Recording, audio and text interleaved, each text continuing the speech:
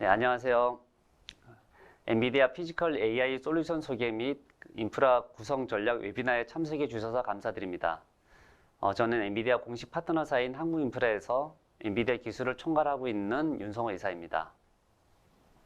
안녕하십니까. 저는 마음AI의 연구소장 손병입니다.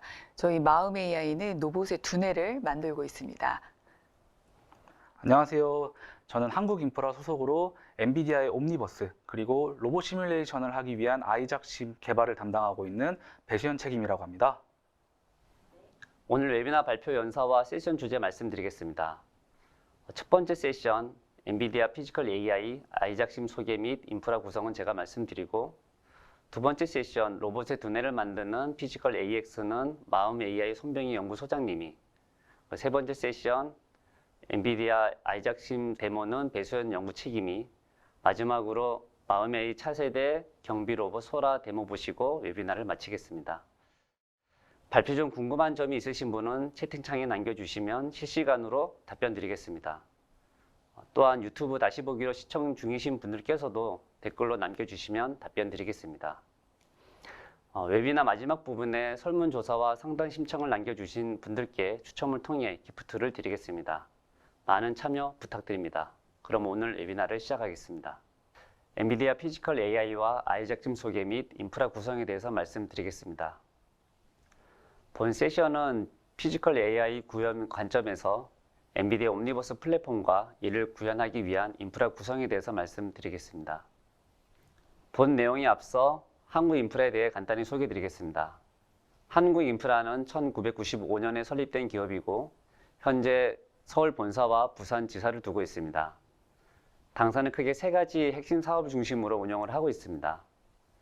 첫 번째 사업 영역은 엔비디아 엔터프라이즈 제품 기반으로 AI 인프라 구축과 GPU, DGX 서버 공급을 수행하고 있습니다. 또한 엔비디아 옴니버스 전문 파트너로서 컨설팅부터 디지털 트윈 구축까지 통합적인 서비스를 현재 진행을 하고 있습니다. 두 번째 사업 영역은 오토데스크 제품 중심의 설계 솔루션 사업으로 건축, 건설, 제조, 엔지니어링 분야 등에서 솔루션 공급과 이를 기반으로 한 프로젝트를 함께 또한 수행을 하고 있습니다. 마지막으로 자체 솔루션 공급 및 SI 개발로 자동화 분야가 필요한 곳에 다양한 솔루션을 직접 개발 및 공급을 하고 있습니다. 이상으로 한국인프라에 대해 간단히 소개를 마치고 본 주제에 대해 말씀을 드리겠습니다. 엔비디아 옴니버스 플랫폼에 대해 소개드리겠습니다. 엔비디아 옴니버스는 엔비디아가 개발한 협업 시뮬레이션 플랫폼으로 이해하시면 됩니다. 주된 목적은 디지털 트윈이나 피지컬 AI를 위한 가상세계를 구축하고 시뮬레이션 함으로써 실제 환경에 적용하기 전에 미리 검증하고 최적화할 수 있도록 지원하는 플랫폼이 되겠습니다. 엔비디아 옴니버스는 크게 두 가지 핵심 기술을 기반하고 있습니다. 하나는 오픈 USD로 다양한 3D 자산과 데이터를 단일 가상 공간에서 연결하는 표준 프레임워크를 채택하고 있습니다. 그리고 두 번째는 엔비디아 RTX 기술로 물리적으로 정확한 시뮬레이션 렌더링과 시뮬레이션을 가능하게 합니다. 상단 이미지는 자동차 개발과 운영의 전체 흐름을 보여주는 그림이 되겠고요. 기존에는 설계 검증, 생산, 운영 과정이 각각 분리되어 있었고 각 단계마다 사용하는 툴이 다르고 파일 포맷과 데이터 구조 또한 서로 달랐기 때문에 데이터를 주고받을 때마다 변환과 또한 재작업이 필요했었습니다. 이런 문제를 엔비디아는 오픈 USD 파일 포맷을 활용해서 서로 다른 툴과 각 단계에서 생성된 데이터를 하나의 가상 공간으로 연결해서 설계부터 운영까지 전 과정을 동일한 데이터 위에서 협업할 수 있도록 지원을 하고 있습니다. 옴니버스는 협업을 위해서 뉴클리어스, 커넥트, 킷, 시뮬레이션, RTX 렌더러와 같은 핵심 구성 요소를 제공을 하고 있습니다. 뉴클리어스는 3D 자산과 데이터를 중앙에서 관리하고 실시간 협업할 수 있도록 지원을 하고 있고요. 커넥트는 기존 사용 중인 CAD나 BIM 같은 레거시 툴을 기존 환경을 바꾸지 않고 옴니버스와 연결을 지원하고, 킷은 어플리케이션이나 기능 확장에 필요한 개발 SDK를 지원하고 있습니다. 그리고 시뮬레이션은 아이작심과 같은 애플리케이션을 활용해서 로봇이나 자율주행처럼 물리가 적용된 환경을 현실과 거의 동일한 가상 환경에서 검증을 지원을 하고 있습니다. RTX 렌더러는 실시간으로 고품질 현실감 있는 렌더링을 제공을 하고 있습니다. 그래서 엔비디아 옴니버스는 단순한 3D 툴이나 시각화 솔루션이라기보다는 현실 세계를 그대로 구현한 실행 가능한 디지털 트윈 플랫폼으로 보시면 되겠습니다. 앞에서 옴니버스의 전체 구조와 구성 요소를 살펴봤다면 이 장에서는 옴니버스가 실제로 어떻게 동작하는지를 단계별 워크플로우 중심으로 좀 설명을 드리겠습니다. 먼저 왼쪽에 크리에이트 에셋 단계입니다. 여기서 중요한 점은 옴니버스는 새로운 툴 도입을 강요하는 플랫폼이 아니라 이미 현업에서 사용 중인 오토데스크나 지멘스 등 그 기존 설계 제작 툴을 그대로 활용하고 커넥트를 통해서 그대로 연결해서 사용할 수 있는 구조가 되겠습니다. 커넥터를 통해서 연결된 레거시 툴들이 이제 옴니버스와 연결되면 각기 다른 툴에서 생성된 데이터는 그 USD라는 공통 구조로 변환이 되고 이 데이터는 단순히 파일을 복사해서 옮기는 방식이 아니라 원본 데이터와 연결된 상태로 실시간 동기화가 이루어지게 됩니다. 그리고 가운데 위치한 유클리어스는 옴니버스의 중앙 허브로 모든 데이터를 관리하고 협업을 지원하게 됩니다. 또 유클리어스에서는 모든 그 3D 자산과 씬 데이터 그리고 시뮬레이션 결과의 변경 이력과 또한 버전 정보를 또한 관리를 하고 있습니다. 작업자는 이렇게 수집된 데이터를 기반으로 물리, 조명, AI 요소들을 단계적으로 적용해서 현실과 매우 유사한 수준의 그 시뮬레이션으로 확장할 수가 있습니다. 마지막으로 결과를 활용하는 단계로 RTX 렌더를 통해서 고품질의 실시간 렌더링 적용된 결과를 워크스테이션뿐이 아니라 웹브라우저 혹은 VR, AR 환경에서도 동일한 결과를 확인할 수 있도록 협업을 지원을 하고 있습니다. 협업을 통해 얻을 수 있는 가장 중요한 장점은 각 툴에서 이루어지는 설계나 렌더링 단계의 변경 사항이 최종 결과물까지 즉시 반영되는 엔드-투-엔드 병렬 워크플로우를 가능하게 한다는 장점이 있습니다. 왼쪽 그림을 보시면 이제 디자인 툴인 알리아스에서 재질, 라이팅, 모션 등이 적용된 파일이 있고 알리아스 커넥트를 통해서 옴니버스와 연결된 USD가 생성되게 됩니다. 이 USD를 여러 부서가 동시에 공유하고 있는 상태라고 보시면 됩니다. 두 번째 이미지는 블렌더나 마야 같은 DCC 툴에서 차량의 무늬나 재질이 수정되면 오른쪽에 보시는 것처럼 옴니버스에서와 또한 VLED나 언열 환경에서도 수정 사항이 실시간으로 반영되는 것을 또한 확인할 수 있습니다. 이처럼 기본 데이터의 변경이 최종 단계까지 즉시 전달되는 구조를 옴니버스에서는 엔드-투-엔드 협업 워크플로우라고 할 수가 있겠습니다. 또한 옴니버스에서는 체크포인트 기능을 통해서 작업 결과물에 대한 버전 관리를 지원하게 됩니다. 작업자의 입장에서는 특정 시점에 작업 상태를 다시 확인하고 싶거나 이전 작업 단계로 되돌아가야 하는 경우가 자주 발생하게 되는데 옴니버스에서는 체크포인트를 통해서 이런 버전을 손쉽게 이제 좀 수행할 수가 있습니다. 특히 옴니버스는 다른 어플리케이션에서 데이터를 변환해 가져오는 과정에서도 체크포인트를 활용해서 직접 버전 관리가 가능하다는 점이 하나의 큰 장점이라고 이제 볼 수가 있겠습니다. 옴니버스에서 오픈 USD 데이터 연동 방식은 크게 두 가지로 나눌 수 있습니다. 첫 번째는 애플리케이션 자체에서 오픈 USD를 직접 지원하는 방식이 되겠습니다. 애플리케이션 내부에서 바로 USD I/O가 이루어지기 때문에 툴과 USD를 직접 사용하는 구조가 되고 별도의 변환 과정 없이 데이터가 그대로 연동을 할 수가 있습니다. 어플리케이션에서 직접 지원하기 때문에 안정성과 호환성이 높고 권장되는 또한 접근 방식이 되겠습니다. 대표적으로는 오토데스크 마야나 블렌더, 언리얼, 유니티 같은 주요 DCC 툴과 엔진들에서 현재 지원을 하고 있습니다. 두 번째는 옴니버스 킷 기반의 컨버터나 익스텐션 방식이 되겠습니다. 이 방식은 아직 애플리케이션 내부에서 USD를 직접 읽지 못하는 CAD나 시뮬레이션, 로보틱스 도구들을 위한 방법이 되겠습니다. 옴니버스에서 제공하는 익스텐션이나 컨버터를 통해서 기존 데이터를 USD로 변환해서 이제 옴니버스로 가져올 수 있습니다. 이 방식의 장점은 이제 기존 자산을 빠르게 활용하거나 그대로 활용할 수 있고, 또 옴니버스에서 환경을 빠르게 또 연결할 수 있다라는 장점이 좀 있습니다.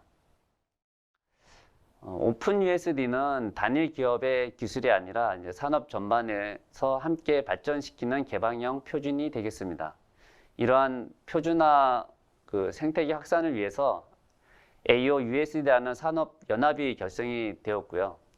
오픈 USD를 산업 전반에 공통으로 활용할 수 있는 표준으로 발전시키기 위해서 지속적으로 기술과 생태계를 이제 지원을 하고 있습니다. 다음은 피지컬 AI와 로봇 개발을 실제로 가능하게 만드는 엔비디아 옴니버스의 핵심 어플리케이션인 아이작심에 대해서 설명드리겠습니다. 아이작심은 실제 공장이나 물류 환경과 매우 유사한 가상 공간에서 로봇이 이동하고 또 인지하고 조작하는 전 과정을 물리적으로 정확하게 시뮬레이션 할 수 있는 플랫폼이 되겠습니다. 로봇의 동작뿐 아니라 센서, 충돌, 중력, 마찰과 같은 현실 세계의 물리 특성까지 반영된 환경을 아이작심에서는 좀 제공을 하고 있습니다. 또한 아이작심에서는 이제 로봇 학습과 검증에 필요한 대규모 학성 데이터 생성이 가능합니다. 현실에서는 이제 수집이 어렵거나 비용이 많이 들고 때로는 위험할 수 있는 상황의 데이터까지도 시뮬레이션을 통해서 안전하고 효율적으로 데이터를 좀 확보할 수가 있습니다. 이를 통해서 로봇 인지와 제어 모델 학습에 필요한 데이터 부족 문제를 효과적으로 아이작심에서는 또한 해결을 할 수가 있습니다. 즉 현장에 투입하기 전에 실패를 시뮬레이션에서 먼저 경험할 수 있는 환경이라고 보시면 되겠습니다. 아이작심의 또 하나의 강점은 이제 시뮬레이션 기반 로봇 학습 환경을 제공하고 있습니다. 아이작 랩을 활용해서 이제 모방 학습, 강화 학습, 자기 지도 학습과 같은 다양한 학습 방식을 실제 환경과 동일한 조건의 시뮬레이션에서 이제 수행을 할 수가 있습니다. 아이작심은 이제 로봇 개발자를 위한 다양한 개발 워크플로우를 또한 제공을 하고 있고요. GUI 기반의 아이작심 UI를 통한 시각적 개발부터 VS 코드 기반의 파이썬 API 연동, 로스 기반의 로봇 제어 스택 연계, 그리고 주피터 노트북을 활용한 실험과 분석까지 개발 목적과 단계에 맞춰서 유연한 워크플로우를 함께 또한 지원을 하고 있습니다. 정리하면 아이작심은 로봇 개발의 초기 설계부터 학습, 검증, 배포 전 테스트까지 하나의 시뮬레이션 환경에서 수행할 수 있도록 지원하는 피지컬 AI와 로봇 개발을 위한 핵심 시뮬레이션 플랫폼이라고 이제 보시면 되겠습니다.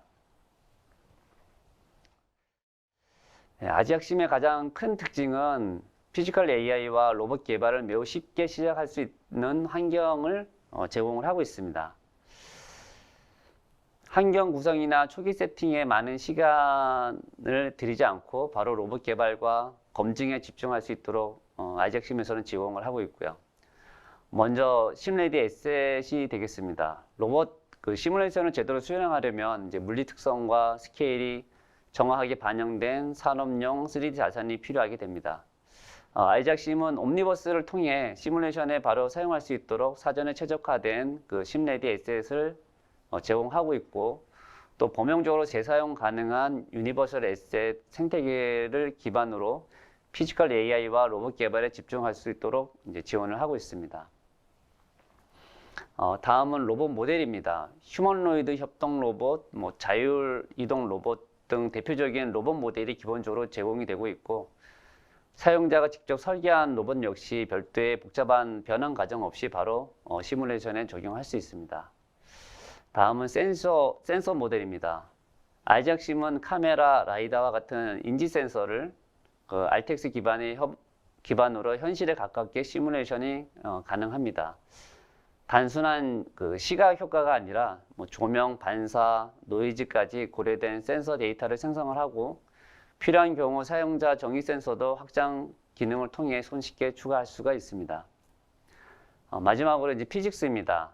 아이작심은 GPU 가속 피직스 엔진을 활용해서 로봇이 현실 세계에서 겪는 강철, 관절, 충돌, 접촉과 같은 물리 현상을 실시간으로 개선할 수가 있습니다. 이처럼 네 가지 핵심 요소가 하나의 플랫폼 안에 통합되어 있기 때문에 아이작심은 단순한 시뮬레이터가 아니라 실제 로봇 개발과 피지컬 AI 구현을 전제로 설계된 표준 시뮬레이션 플랫폼이라 보시면 되겠습니다. 다음은 옴니버스 안에서 피지컬 AI가 어떻게 구현되고 실제 환경으로 이어지는지를 보여주는 개념도입니다. 먼저 현실 세계에서 발생할 수 있는 다양한 상황을 가상 공간에서 재현하는 것에서부터 이제 출발하게 되는데요. 공장, 물류센터, 도로와 같은 환경은 물론이고 로봇 설비, 센서까지 포함된 모든 요소를 디지털 트윈 형태로 가상 공간에 구성하게 됩니다. 이때 핵심이 되는 것이 오픈 USD 기반 통합 구조이고 센서 데이터, 환경 및 로봇 모델이 각각 분리된 파일이 아니라 하나의 오픈 USD 기반 월드 시뮬레이터 안에 이제 통합하게 됩니다. 이 월드 시뮬레이터가 바로 엔비디아 옴니버스의 중심으로 피지컬 AI 개발 환경이라고 이제 보시면 되겠습니다. 이 디지털 환경 안에서 이제 피지컬 AI는 반복적으로 학습되고 이제 검증되게 됩니다. 이 과정에서는 센서를 통해 인지하고 환경을 이해하고 이동과 조작을 수행하는 전 과정을 현실과 거의 동일한 조건에서 시뮬레이션 기반으로 충분히 검증할 수가 있습니다.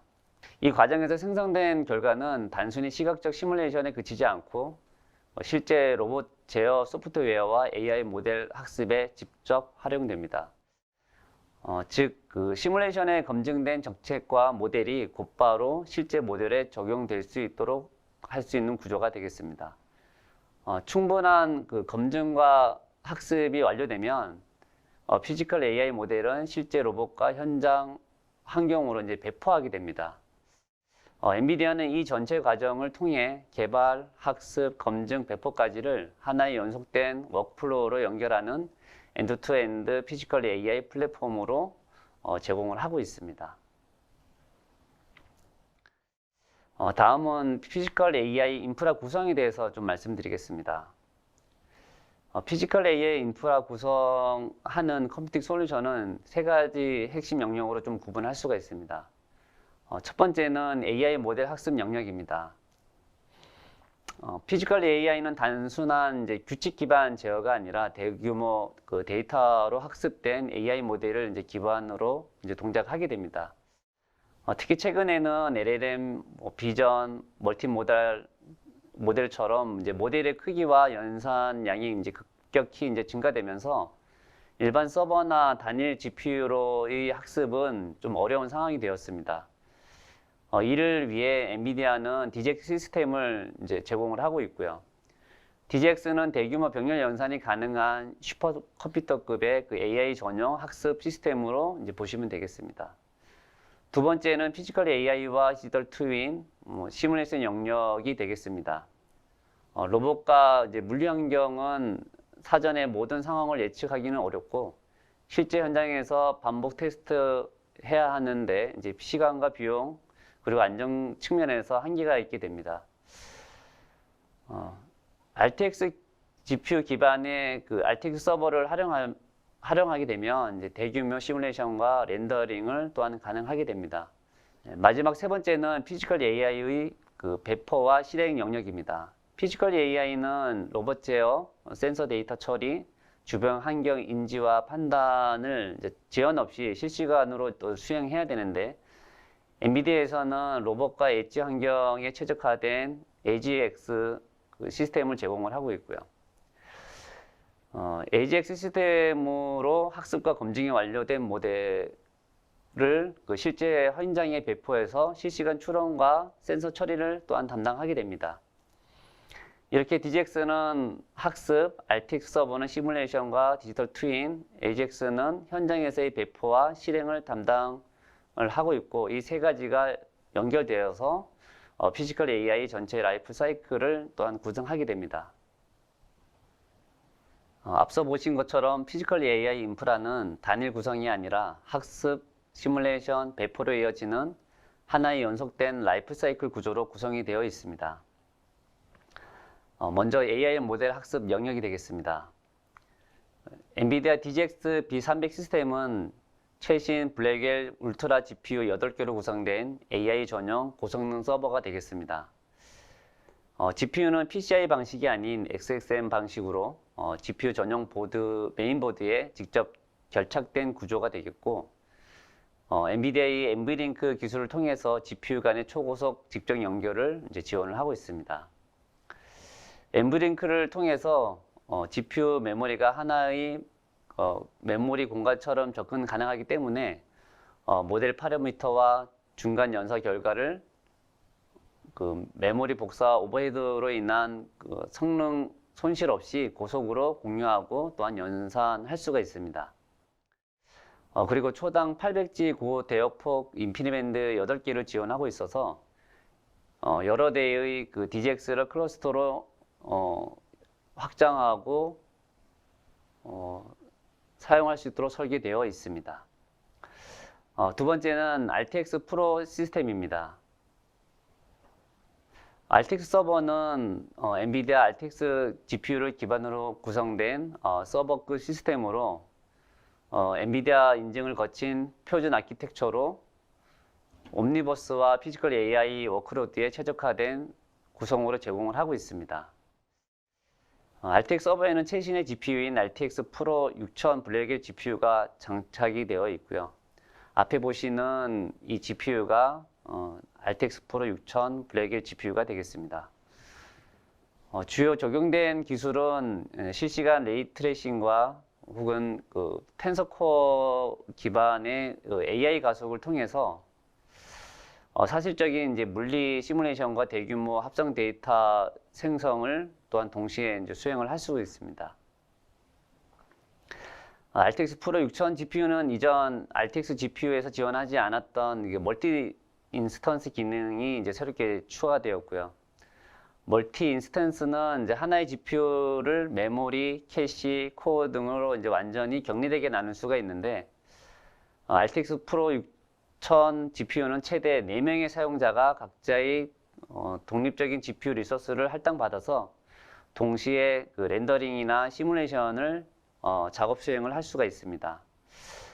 단 GPU를 분할해서 사용하는 구조이기 때문에 각 인스턴스가 사용하는 성능은 이제 분할된 만큼 이제 나누어지게 됩니다. 마지막으로 그 피지컬 AI가 실제 현장에서 이제 동작하는 실행 영역이 되겠습니다. 로봇과 엣지 환경에서는 센서 데이터를 실시간으로 처리하고 이제 제한 없이 추론을 수행해야 하기 때문에 이제 클라우드 환경이 아닌 현장 단위의 그 고성능 컴퓨팅이 이제 필요하게 됩니다. 엔비디아는 이제 로봇, AM과 같은 이제 스마트 팩토리에 포함되는 다양한 피지컬 AI 그 워크로드를 현장에서 바로 실행할 수 있는 제슨 기반의 엣지 AI 플랫폼을 또한 제공하고 있고요. 자율주행 차량을 위해서는 전용 플랫폼으로 실제 도로 환경에서 대규모 데이터 신 처리를 하고 실시간 추론을 수행할 수 있는 드라이브 AGX 플랫폼을 또한 제공을 하고 있습니다. 앞에서 보신 학습과 시뮬레이션 시스템 외에도 실제로 하나의 그 피지컬 AI 인프라로 동작하게 만드는 중요한 요소가 네트워크와 이제 스토리지가 되겠습니다. 학습 현장의 클러스터는 인피니밴드로 연결되어 있는 구조로 그 DGX 노드 수가 늘어나도 학습의 성능의 그 저하를 이제 최소화할 수가 있습니다. 그리고 학습 데이터와 시뮬레이션 결과는 이제 중앙 스토리지에서 이제 관리되고, 그 서버와 스토리지 간의 연결은 최소 100G 이상의 그 고대역폭 네트워크를 통해서 고속 또한 저지연 데이터 접근이 가능하도록 이제 구성이 되어 있습니다. 컴퓨팅 성능이 아무리 뛰어나더라도 이제 네트워크 대역폭이 충분하지 않으면 전체 시스템에 병목 현상이 이제 발생하기 때문에 인프라 전반의 초고속 네트워크를 연결하는 것이 또한 매우 중요한 사항이 되겠습니다. 네, 이것으로 발표 내용을 마치겠습니다. 다음은 로봇의 두뇌를 만드는 피지컬 AX 주제로 손병희 연구소장님이 발표 진행하겠습니다. 로봇의 두뇌를 만드는 마음 AI 연구소장 손병입니다. 오늘 말씀드릴 내용은 피지컬 AX입니다. 우선 기존 로봇과 다른 피지컬 AI가 어떤 게 다른지 말씀을 드리면 보통 우리가 피지컬 AI는 데이터 학습을 통해서 배워나가며 스스로 판단하고 움직이는 지능형 존재입니다. 기존의 로봇 같은 경우에는 룰 기반으로 움직임을 하게 되는데요. 만약에 예외 상황이 발생된다. 그러면 하나하나 하드 코딩을 해서 규칙을 제어했었습니다. 그러면 만약에 여기 하드 코딩 되어 있지 않는 예외 상황이 발생이 된다라고 하게 되면 로봇은 멈추거나 아니면 사고로 이어지게 되는 거거든요.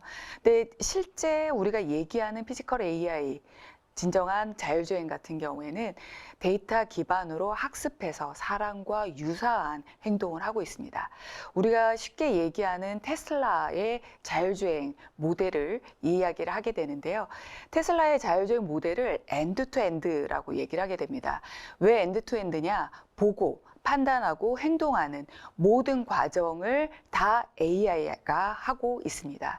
그렇기 때문에 우리가 엔드-투-엔드, 풀 셀프 드라이빙이라고 하는데요.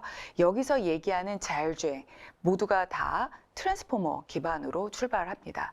그러니까 우리가 알고 있는 LLM, 라지 랭귀지 모델도 트랜스포머 기반이고요. 자율주행 모델도 트랜스포머 기반입니다. 그렇기 때문에 테슬라가 자율주행 모델을 움직이면서 셀프 드라이빙을 하고 그리고 옵티머스 로봇에도 같은 모델을 탑재해서 들어가게 됩니다. 그렇기 때문에 현재 우리가 이야기하는 피지컬 AI의 핵심은 데이터 드리븐 기반으로 움직이는 자율주행 모델이다라고 볼 수가 있고요. 저희 마음 AI도 이 자율주행 모델을 포함해서 3개가 심장이 뛰는 그런 파운데이션 모델이 있습니다. 여기에 얘기하는 수다 같은 경우에는 대화형 AI고요. 말은 방금 전에 말씀드렸던 라지 랭귀지 모델입니다. 그리고 자율주행 모델은 워브라고 해서 저희가 자체 모델을 가지고 있고요. 보다는 시각 정보를 가지고 있는 그 모델입니다. 근데 시각 정보만 가지고 모델을 만든 게 아니라 그 사이에는 랭귀지 모델이 또 포함되어 있습니다. 그래서 수다는 STT, LLM, TTS 모델이 같은 레이어에서 구성이 되고 있고요. 말이라는 모델은 랭귀지 모델이 탑재되어 있는 거고요. 그러니까 텍스트가 입력이 되면 텍스트가 출력되는 그런 기반이고 워브는 비전, 랭귀지, 액션 모델이라고 보시면 되겠고요. 보다라는 모델은 비전, 랭귀지 모델이라고 보시면 될 것 같습니다. 자, 그래서 이 모델만 저희가 운영을 하는 게 아니고요. 이 모델이 오퍼레이팅 될 수 있는 하드웨어가 필요하거든요. 그래서 마음 AI는 올해 엣지 디바이스를 가지고 CS에 출품을 했는데요. 엣지 디바이스 영상 한번 같이 보시겠습니다.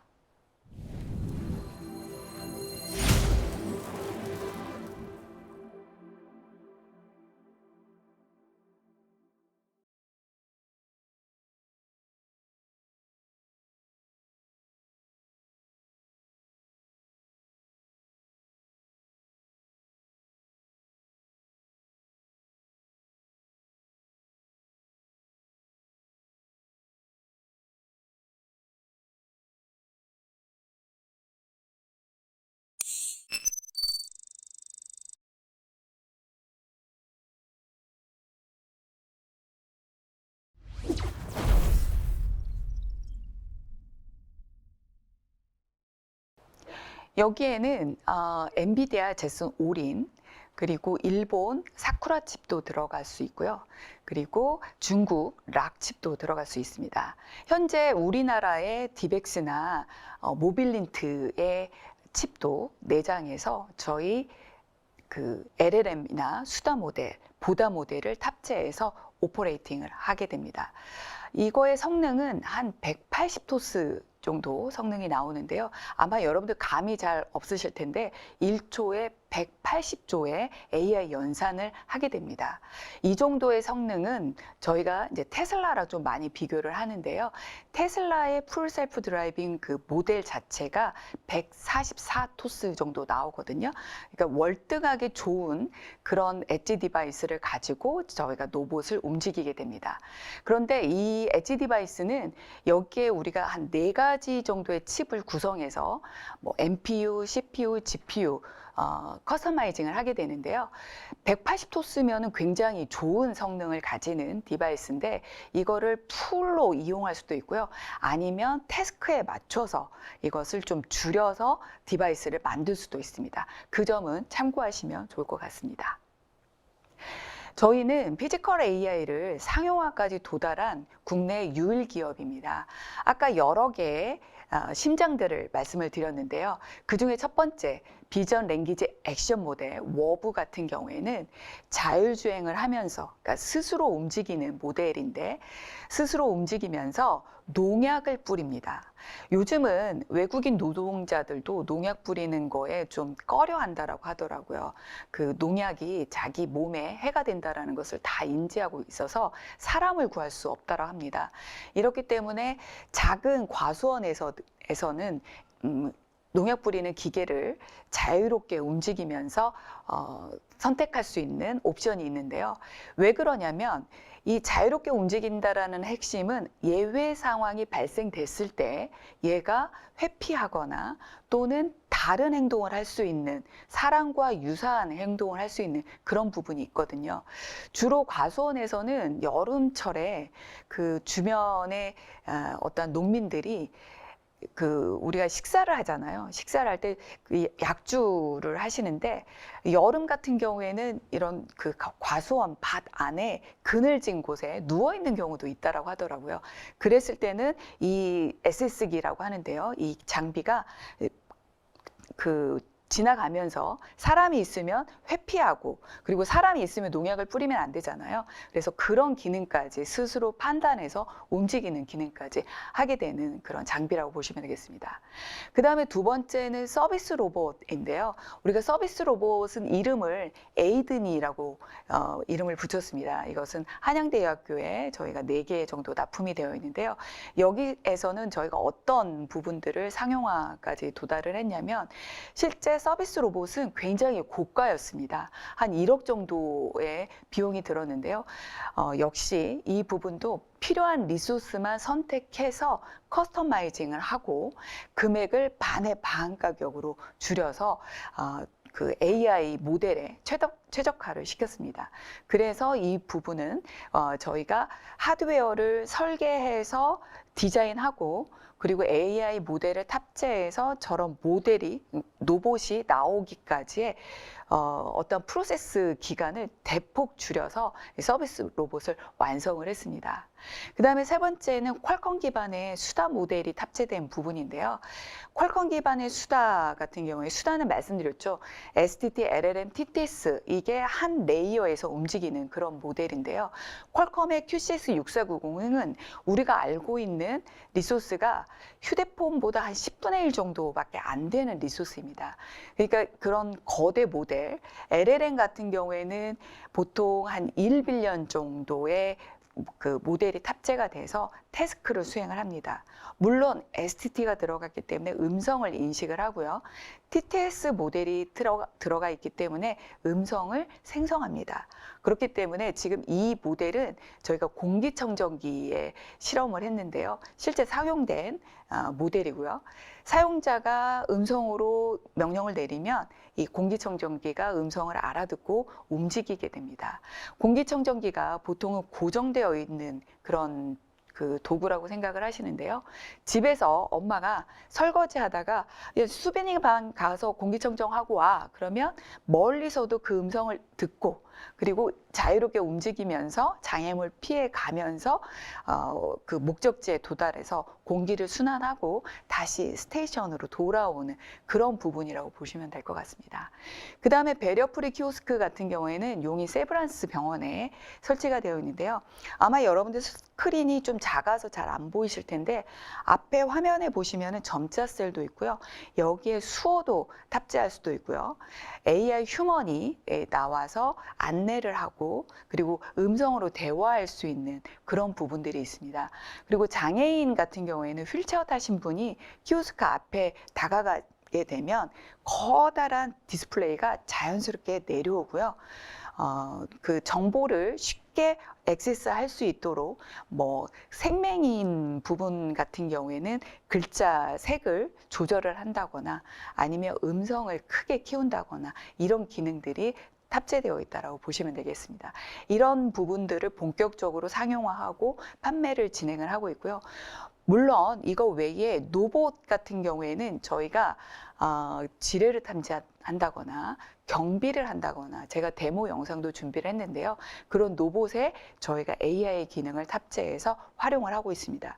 근데 아시겠지만 여러분들 로봇을 움직인다라는 얘기는 또는 AI 기능을 움직인다는 얘기는 데이터가 중요합니다. 제가 초반에도 지금 현재의 피지컬 AI는 데이터 드리븐이라고 말씀을 드렸거든요. 그러면 실 데이터가 있느냐? 실 데이터가 있으면 너무 좋은데요. 없는 경우에는 어떻게 할까요?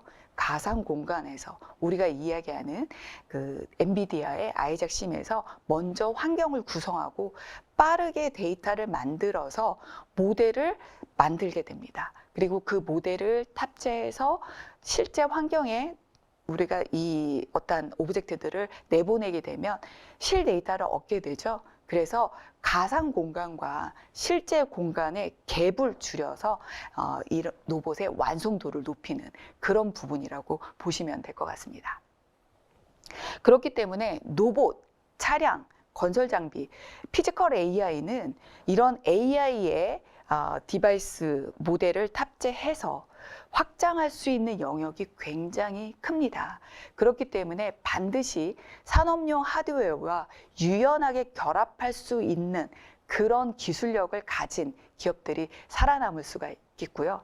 실제 환경에 즉시 적용 가능한 비즈니스로 전환할 수 있도록 저희가 노력을 하고 있습니다. 그리고 새롭게 수요를 창출할 수 있는 혁신적인 그런 고부가 가치 사업으로 확장될 수 있는 부분이죠. 지금 보시고 계신 모든 화면들, 농업 분야, 국방 분야, 공공 서비스 분야, 건설 분야, 안전 분야 다 자유롭게 움직이는 데이터 필요하고요. 그리고 사람의 음성을 인식해서 자유롭게 대화하는 기술도 필요하거든요. 그래서 기술을 보는 관점을 여러분들이 한번 좀 다시 생각해 보시면 좋을 것 같습니다. 그래서 젠슨왕이 이야기를 하죠. 넥스트 챗GPT의 모멘텀은 피지컬 AI다. 그리고 인류 최초의 경단위의 시장이 다가오고 있습니다. 어마어마한 시장이 다가오고 있거든요. 그래서 여기에 여러분들도 좀 기회를 잡아보시면 좋을 것 같습니다. 그런데 여기에 더해서 우리의 주변 환경들도 정말 다이나믹하게 변하고 있습니다. 급속히 출산율이 낮고요. 그리고 우리뿐만 아니라 중국조차도 고령화 사회로 지금 정말 급속하게 들어가고 있습니다. 이런 부분에 있어서 우리가 고민해야 할 부분은 청년층이 제조업에 들어가는 인력들이 감소하고 있다는 거. 아시겠지만 제조업은 중국이 1위고요. 저희 나라가 2위입니다. 근데 제조업에서 청년층, 그러니까 일할 사람이 없다라는 것은 굉장히 큰 뭔가의 어택이 되는 거거든요. 그러면 국가의 경쟁이 흔들릴 수 있습니다. 그렇기 때문에 우리가 지금 K-휴머노이드 연합이라고 해서 휴머노이드 로봇을 만들어서 제조 현장에 파견하려고 하고 있는 거거든요. 그렇기 때문에 피지컬 AI는 현재 우리가 AI 혁명을 통해서 산업 구조를 재편하고 그리고 신성장 동력을 확보할 수 있는 그런 변화라고 볼 수 있겠습니다. 그렇기 때문에 피지컬 AI 시장은 정말 급속도로 성장을 하고 있고요. 글로벌 시장도 마찬가지. 지금 우리 엔비디아 같은 경우에도 시장을 주도하고 있고요. 여기에 클라우드 서비스 AWS 그리고 아시겠지만 여러분 오픈 AI 같은 경우에도 정말 빠르게 지금 움직이고 있습니다. 그렇기 때문에 기존에 불과했던 암묵지 영역까지 데이터 드리븐 방식은 이 부분까지 정복하려고 하고 있고요. 모라벨의 역설을 알고 계시는지 모르겠습니다. 인간에게는 쉽지만 컴퓨터에게는 어려운 일이 있을 수 있거든요. 그런데 이런 부분들, 인간에게 어려운 일들은 컴퓨터가 오히려 더 잘할 수 있습니다. 보이는 부분만 이제는 잘하는 게 아니라 보이지 않는 곳까지 판단해서 AI가 행동하는 시대가 왔거든요. 왜 그러냐면 언어 기반으로 모든 모델들이 완성이 되고 있습니다. 그래서 언어로 완벽하게 표현하기 어려운 부분도 AI가 캐치하는 시대가 오게 되는 거죠. 그래서 암묵지 영역까지 정복하는 그런 시대가 오고 있게 됩니다. 그러면 이제 여기에서 우리가 생각해야 될 부분들, 그러면 인간과 로봇이 협업하는 구도로 가야 되거든요. 협동 로봇 어떻게 될까요? 사람을 도와주는 그런 부분도 있고요. 아니면 사람이 힘든 영역을 로봇이 하는 그런 부분으로 사람과 협업할 수 있는 구도로 로봇을 설계를 해야 되는 그런 부분입니다. 그렇기 때문에 룰 베이스로는 할 수 없는 영역들이 등장을 하게 되는 거죠. 그리고 로봇과 로봇이 협동하는 부분도 생각을 해야 됩니다. 저희 영상에 그런 부분들이 있습니다. 사람이 사람의 언어로 로봇의 명령을 내리기도 하지만 로봇이 로봇에게 말로 명령을 내리는 그런 부분도 있으니까 좀 재밌게 보시면 좋을 것 같습니다. 그래서 자율주행 자동차에서도 패러다임이 변하고 있죠. 그런데 테슬라가 이제는 자기네들 로봇 기업이다라고 하거든요. 왜 그러냐면 자동차가 가지고 있는 부품들, 로봇이 가지고 있는 부품들이 정말 똑같이 일치합니다.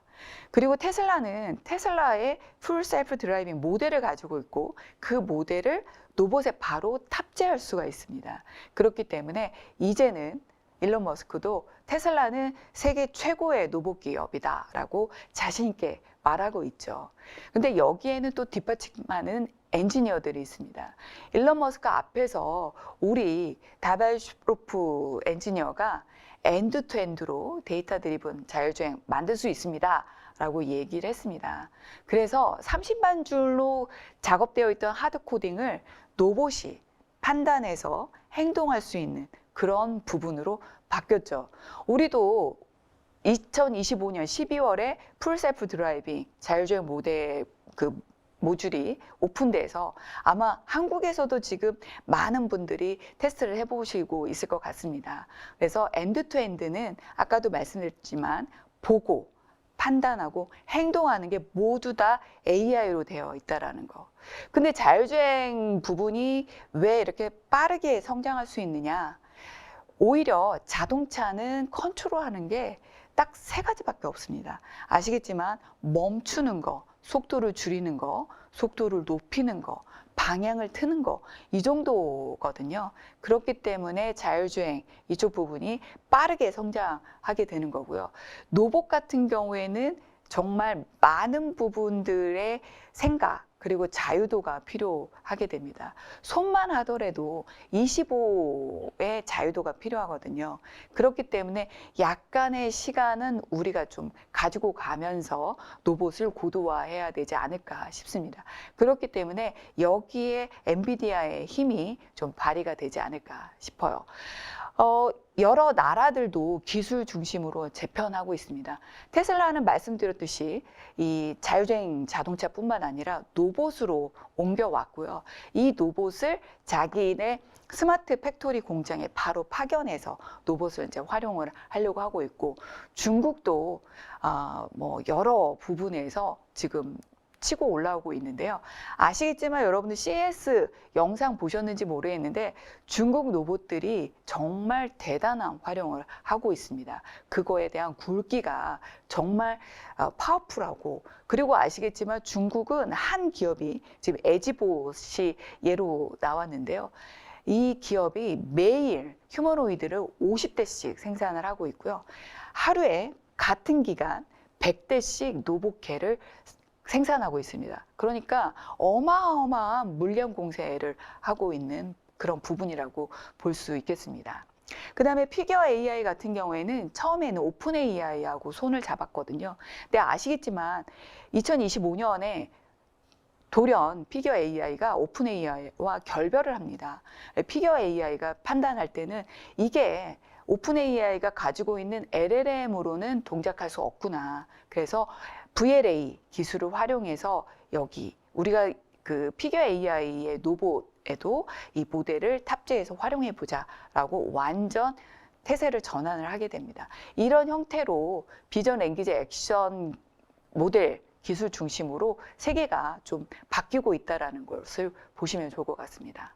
그래서 피지컬 AI가 가고자 하는 목표는 테슬라의 옵티머스 로봇 마찬가지로 이 부분이 공장에만 들어가는 게 아니라 하나의 로봇을 가지고 부품도 조립하고 가사 노동도 대체할 수 있는 그런 부분으로 목표를 가지고 가고 있습니다. 그러면 가장 중요한 것은 데이터잖아요.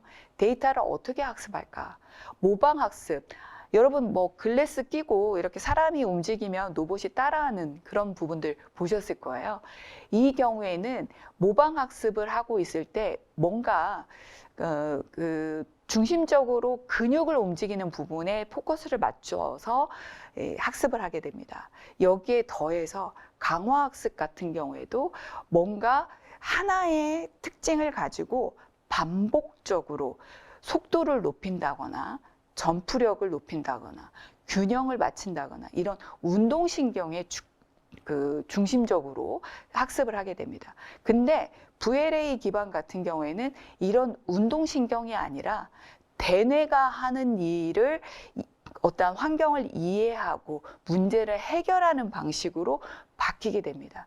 그렇기 때문에 이런 학습 방법조차도 좀 구분이 된다라고 여러분들이 좀 알아주시면 좋을 것 같습니다. 그렇기 때문에 가장 중요한 것은 가상 공간에서 시뮬레이션을 하고 실증 공간에서 빠르게 실증을 한 다음에 상용화해서 관제하는 형태로 이런 전체 파이프라인이 구성이 되어야 되지 않을까 싶습니다.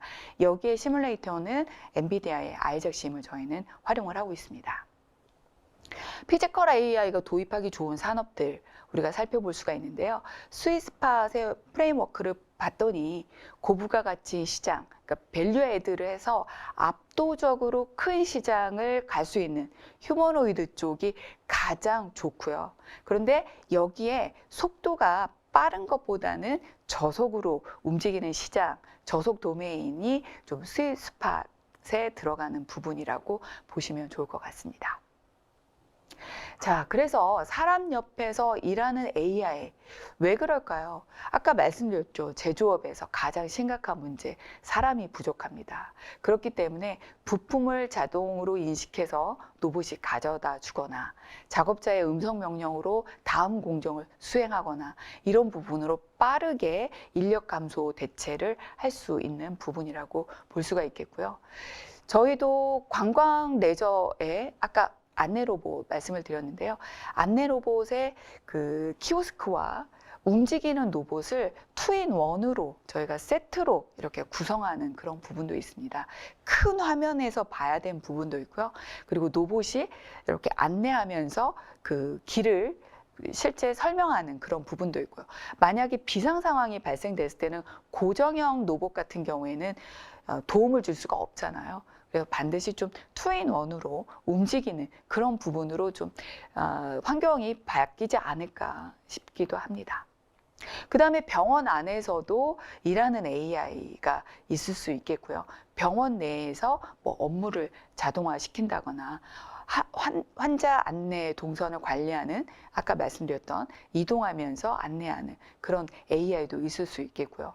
그리고 혈액을 좀 빠르게 움직여야 될 그런 부분들이 있습니다. 그런 부분들은 로봇에 맡길 수도 있고요. 그 다음에 아시겠지만 여러분들 병원 같은 경우에는 한정된 공간에서 그 공간을 좀 효율을 높여야 되는 부분에 좀 신경을 써야 되거든요. 그럴 때 환자가 입원해 있다가 퇴원하게 되면 반드시 청소를 하게 됩니다. 그러면 청소를 사람이 했을 경우에는 사람이 청소하고 소독하고 그리고 환기시키고 이런 부분들이 필요한데요. 만약에 이 공간을 로봇이 청소를 한다. 그러면 로봇이 청소하고 소독하고 환기하는 것을 한 번에 할 수가 있습니다. 그러니까 공간의 활용을 높일 수가 있게 되는 거죠. 그 다음에 국방도 빠질 수가 없죠. 피지컬 AI로 멀티 유무인 복합 체계를 움직이게 되는데요. 만약에 룰 기반으로 되어 있으면 탱크 같은 경우에는 잠자리가 나타났을 때 멈추거나 거기에 사격을 할 수 있는 오류가 발생이 될 수 있습니다. 이런 부분도 VLA 모델로 탑재해서 좀 바뀌어야 되는 그런 부분으로 보고 있습니다. 그 다음에 생각하는 로봇이 공장에 들어갔을 때 신선 식품들 여기에는 아직도 사람의 손길로 움직인다라고 하더라고요. 그래서 여전히 로봇이 필요한 부분들이 많기 때문에 여러분들도 좀 같이 고민해서 아이디어를 주시면 좋을 것 같습니다. 그러면 피지컬 AX의 전략은 피지컬 AI를 실증할 수 있는 그런 공간이 필요하면 좋겠고요. 거기에 앞서서 피지컬 AI는 데이터가 중요합니다. 그래서 데이터를 어떻게 할 건가, 지역에 맞는 특화 데이터를 구축해서 빠르게 모델을 만들어서 고도화할 수 있는 그런 부분들 같이 고민하시면 좋을 것 같습니다. 생각하는 로봇이 공장에 들어갈 때 제조 공장의 설비를 그대로 써야 되는 부분들이 있잖아요. 그렇기 때문에 모두가 다 휴머노이드를 고민하고 있는 게 아닐까 싶습니다. 제가 준비한 내용은 여기까지고요. 피지컬 AI는 특정 산업에 국한되지 않는 그런 부분입니다. 피지컬 AI가 움직일 때 산업이 살아난다라고 보겠습니다. 마음 AI가 이 부분을 앞장서겠습니다. 여러분들도 같이 동참해 주시면 좋을 것 같습니다. 감사합니다. 소장님 발표 잘 들었습니다. 다음은 세 번째 세션인 엔비디아 아이작심 데모는 배수연 책임연구원이 데모를 시연하겠습니다. 네, 저는 자리를 옮겨서 마음 AI 사옥에 위치해 있고요. 네, 저희가 이제 여기 앞에 보이시는 하나 로보틱스의 HCR 3A 로봇과 달린 전동 그리퍼를 통해서 현실 세계의 가상 환경에서 구성했던 로봇이 어떻게 디플로잉 되고 동작하는지를 보여드리게 될 텐데요. 저희가 들어가기 앞서서 가장 많이 받는 질문이 하나 있습니다. 여기에 바로 적혀 있는 피지컬 AI를 통한 내용을 적용하기 위해서 시뮬레이션이 필수적이냐라는 질문을 가장 많이 받는데요. 그에 대한 답변은 아래 적혀 있습니다. 실제 로봇 실험을 하기 위해서는 비용도 많이 들고 시간과 리스크가 되게 큽니다. 하지만 AI는 물리적 실패를 반복해서 학습을 해야지 성공을 달성할 수 있게 되는데요. 그러기 위해서는 시뮬레이션을 구성을 완벽하게 해놓고 현실에 디플로잉 하는 것이 핵심적이라고 말씀을 드릴 수 있을 것 같습니다.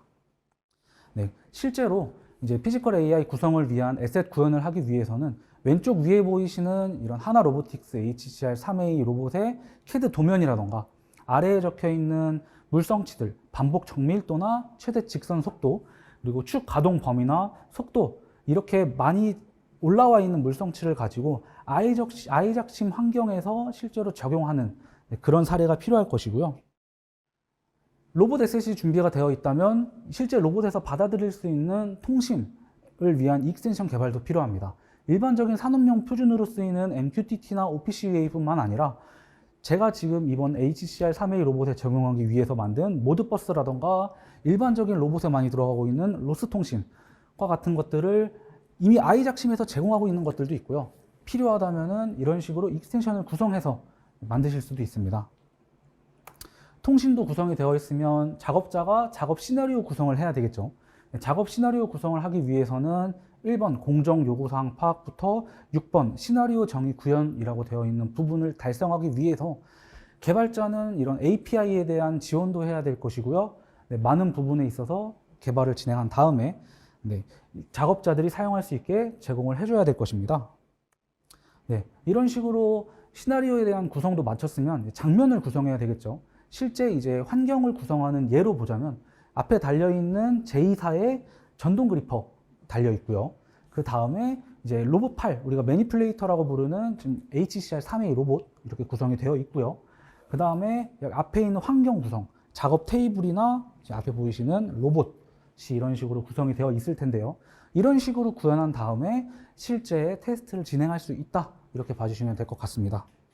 그래서 제가 유즈 케이스에 대해서 3가지 유즈 케이스를 준비를 했습니다. 첫 번째는 이제 IK 솔버를 통해서 실제 이제 로봇이 위치하는 이제 그리퍼의 위치를 이동을 시키게 될 것인데요. 이 그리퍼 위치를 이동함에 따라서 이 로봇이 어디로 가야 되겠구나 하는 거를 익스텐션이 네, 판별을 해서 해당 내용을 디플로잉 한다라고 봐주시면 될 것 같습니다.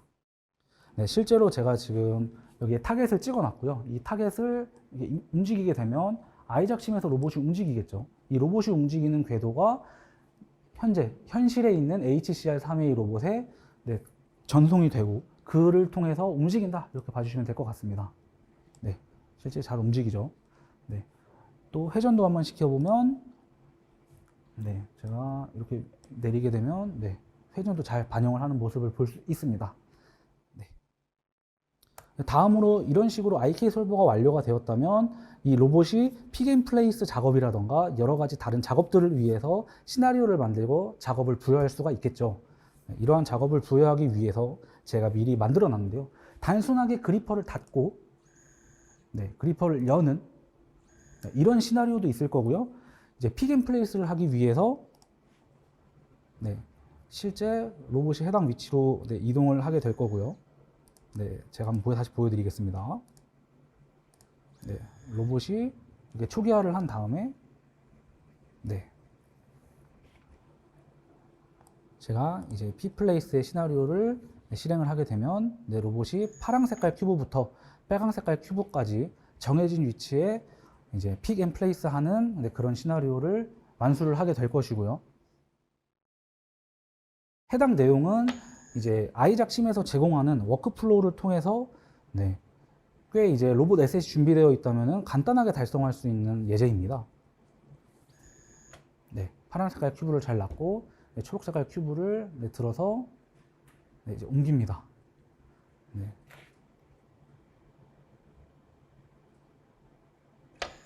꽤 정확하게 맞네요. 다음은 이제 노란색 큐브의 차례입니다.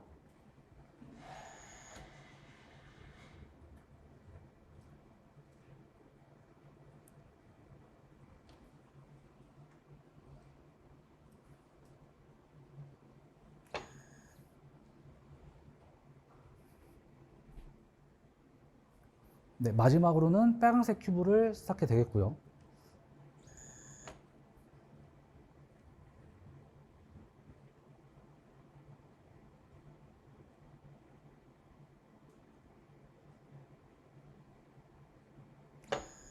네, 약간 제가 높이를 네, 높게 설정해서 약간 삐뚤어진 건 있는데요. 이렇게 로봇이 4개의 큐브를 쌓는데 네, 문제없이 수행을 하는 것을 확인하실 수 있고요. 다음 내용으로는 이제 엔비디아의 님이라는 마이크로 서비스를 통해서 LLM을 디플로잉하고 디플로잉한 LLM을 통해서 이제 이 엔드 이펙터의 위치를 한번 옮겨보는 작업을 수행해 보겠습니다.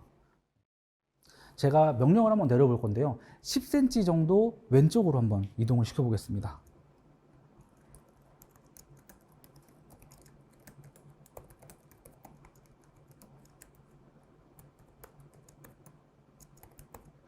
네. 실제 이제 USD 코드라는 엔비디아에서 미리 만들어 놓은 네, 아이작심에 적용되어 있는 네, 님 서비스가 있고요. 이걸 통해서 명령을 내렸을 때 네, 타겟을 찾고 타겟의 위치를 이동시킨다. 네, 이렇게 봐주시면 되고요. 지금 보시는 분들 관점에서 왼쪽으로 10cm만큼 이동을 시킨 거고요.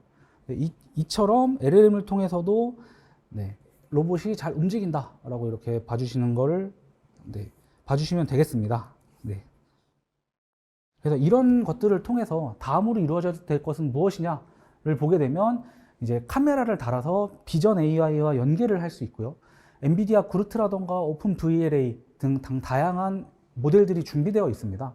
또한 아이잭 랩을 활용해서 강화학습이나 정책학습을 통해서 로봇을 이제 실스나 힐스를 통해서 배포를 하는 과정들이 있을 거고요. 다크 팩토리 구현을 위해서 이런 로봇 에셋들이 많이 준비되고 설비 에셋들이 많이 준비되면 멀티 로봇이나 팩토리 디지털 트윈을 구축하는 데 있어서 많은 도움이 될 것입니다. 여기까지가 제가 보여드리는 내용이고요. 네, 다음으로 이동하겠습니다. 예, 시연 잘 보았습니다. 마지막으로 마음 AI 차세대 자율경비 로봇 소라의 데모를 보시고 웨비나를 마무리하겠습니다. 마음 AI 로봇은 단순히 움직이는 게 아니라 로봇이 보고 듣고 판단해서 행동합니다. 그 핵심에는 로봇 안에서 동시에 뛰는 마음 AI 심장이 있기 때문입니다.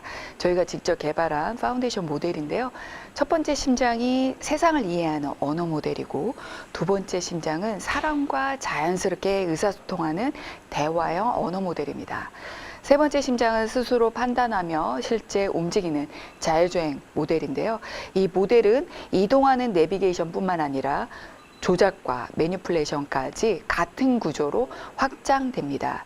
이렇게 각기 다른 역할을 하는 심장을 하나로 통합한 로봇 두뇌, 그것이 바로 마음 AI의 엣지 디바이스 메이드입니다.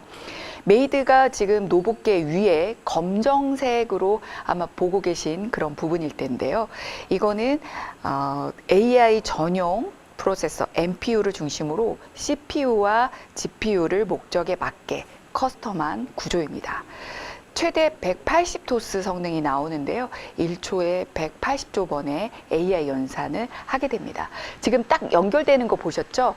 연결이 되면 그 로봇이 근육만 움직이는 게 아니라 스스로 판단해서 움직이게 됩니다. 이 메이드의 실험용 장비는 실험용 장비가 아니라 실제 상용화 장비입니다. IP65라는 방진 방수 스탠다드를 마쳤고요. 인그레스 프로텍션이라는 인증이라고 보시면 되겠습니다. 와이파이, LTE 등 통신 모듈도 포함되어 있고요. CS에서는 저희가 이 부스 내에서만 운영이 될 수 있는 온디바이스 기술과 그리고 온프레미스 기술을 탑재해서 로봇이 움직이게 됩니다. 지금 오퍼레이터가 사람 오퍼레이터가 로봇에 명령을 내리는 게 있고요. 소리가 잘 안 들리실 수도 있는데 로봇끼리도 대화를 합니다. 그래서 로봇에 사람이 먼저 명령을 내리고 그 명령을 듣고 자기가 뭘 수행을 해야 되는지 파악을 합니다. 지금 앞에 크게 보고 계신 모니터가 RMS 로봇 매니지먼트 시스템이고요. 지금 로봇이 움직이죠. 이 주황색 로봇이 움직이는데 중앙 패널에 스테이터스를 쭉 확인합니다. 확인하면서 뭔가 이상이 발생이 돼 있는데 보일러가 좀 이상이 있는 것 같다. 이렇게 지금 판단을 해서 보일러 룸에 가 있는 파란색 로봇에 음성으로 명령을 내리게 됩니다. 그래서 서로 이제는 로봇이 로봇에게 음성으로 명령을 내리기도 하고요. 그 핸들 모양에 있는 그런 파이프가 있는데요. 거기가 보일러 룸입니다. 보일러 룸을 지금 실시간으로 보여주고 있고요. 뭔가 여기에는 문제가 있다라고 이야기를 하고 있습니다. 열화상 카메라가 앞에 탑재가 되어 있거든요. 그래서 열화상 카메라의 온도를 체크해서 뭔가 문제가 있다라고 보고를 하게 되면 주황색 로봇이 파란색 로봇에게 너 이 시스템 셧다운 시키고 외부로 리포팅해 라고 명령어를 내리게 됩니다. 그러면 그 명령을 수행한 다음에 스테이션에서 임무가 완료가 되면 저렇게 앉게 됩니다. 이런 형태로 되고 있고요. 저 메이드 박스는 이 사적보행 로봇뿐만 아니라 휴머노이드, CCTV, 드론 같은 모델을 쓸 수 있기 때문에 연결해서 사용할 수가 있게 됩니다. 그리고 전력도 어느 정도 사용하는지 굉장히 중요하거든요. 그래서 전력 모니터링은 비상정지 인터페이스까지 실제 산업 현장을 전제로 설계된 제품입니다. 미션 프로파일 기준으로 계산을 해서 순찰할 때, 추론할 때, 최대 부하 상황까지 고려해서 저희가 만들었습니다. 이 로봇 두뇌, 현장에 고정되어 있는 카메라를 진동화하는 중앙 두뇌로 활용할 수 있게 되는 거죠. 이제는 기계를 바꾸는 게 아니라 어디든 이식 가능한 범용 로봇 두뇌를 사용하시면 좋을 것 같습니다. 현장에서 스스로 생각하고 행동하는 피지컬 AI로 진화하고 있습니다. 이 변화에 마음 AI가 있습니다. 감사합니다. 지금까지 엔비디아 피지컬 AI 솔루션 소개와 옴니버스를 통해 구성할 수 있는 시뮬레이션 환경 구성부터 현실에 적용된 마음 AI 경비 로봇 소라까지 보여드렸습니다. 시청해 주신 시청자분들께 감사 인사드리고 이것으로 웨비나를 마치겠습니다. 감사합니다.